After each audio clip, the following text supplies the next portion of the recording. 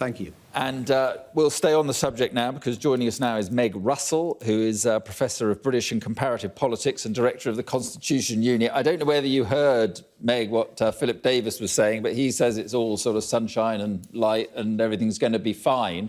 It doesn't always work out like that, does it, with confidence votes? They're seldom good news for prime ministers. I mean, how difficult do you think this could be now for Boris Johnson?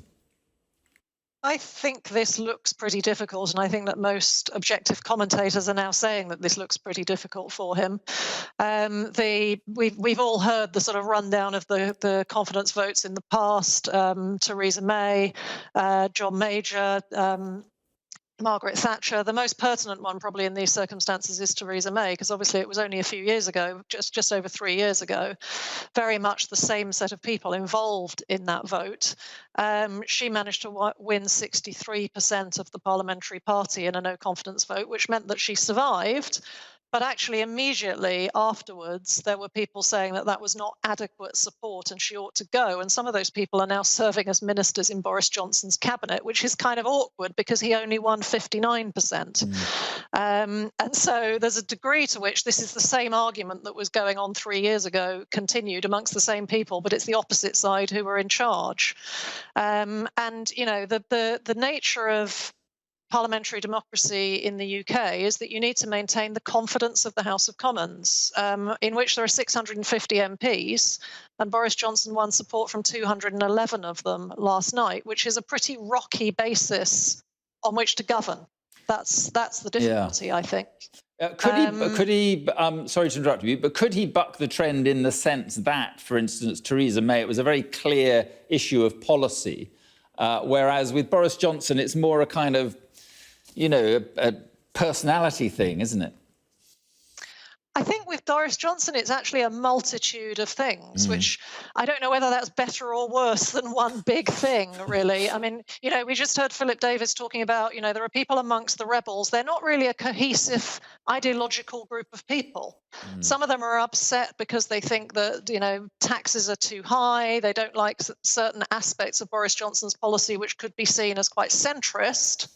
And other ones are very much concerned about the propriety issues and are maybe coming at it more from what might conventionally be seen as the left of the party, you know, concerns about the problems with the Northern Ireland Protocol and the need to maintain the rule of law, and very much concerns about Partygate and propriety and misleading Parliament. So people are coming at it from multiple directions, which I think makes it difficult for him to offer a single concession to that group because they want different things.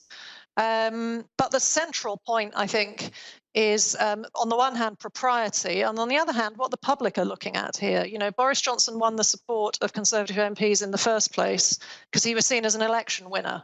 It wasn't necessarily because he was widely loved. It was because he could do the job of winning elections and keeping them in power. And if the polls show that draining away, you know, we've obviously got these by-elections coming up now. To pull things around, if he romped to victory in those two by-elections, that might satisfy, you know, that might allow things to fit in with what Philip Davis is saying, leave it all behind.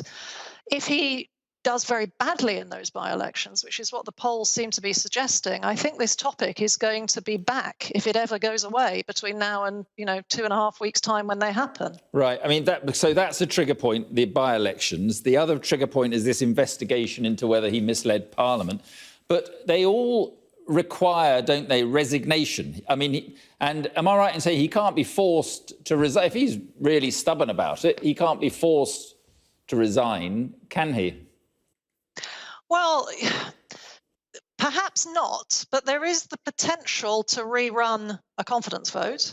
Officially, the 1922 committee rules are that you can't rerun a confidence vote within a year. But with Theresa May, which, as I said, is the most pertinent example, she faced a confidence vote in December 2018, and she was forced to announce her resignation in May the following year on the basis that the 1922 committee had basically said, if you don't resign, we're going to change the rules so we can have another confidence vote.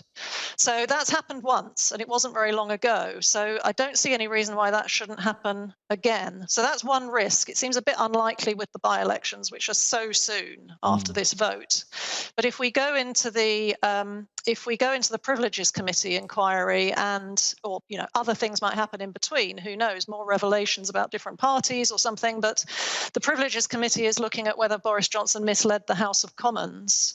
If it reports that he did, and that's put to a vote in the Commons, then it looks to me quite likely that he will not be able to get majority support to vote down a Privileges Committee report. Yeah. And at that point, basically, he would be finised. Yeah, that's interesting. And of course, I suppose if cabinet ministers start resigning, when Geoffrey Howe sort of made that speech, that was the catalyst, wasn't it, for Margaret Thatcher? Just on an issue of process, if he does go and a new leader is elected, no general election automatically takes place, does it? No, certainly not. We've had various changes of hands. I mean, obviously, we did see an election eventually with Boris Johnson about 6 months later after he took over from Theresa May. But Theresa May took over from David Cameron without there needing to be election. She then had one year later. We had the same thing with Tony Blair handing on to Gordon Brown. There was some controversy about the fact that Brown didn't hold an election immediately, but there's no constitutional requirement to do so. It's perfectly proper to hand on one prime minister to another, as I say, so long as they maintain the confidence of the House of Commons. That's what they need, and it looks very questionable whether Boris Johnson has that at the moment. OK, well, listen, Meg Russell, thank you very much indeed, Professor, for being with us this evening. Appreciate it. Very welcome. Thank you.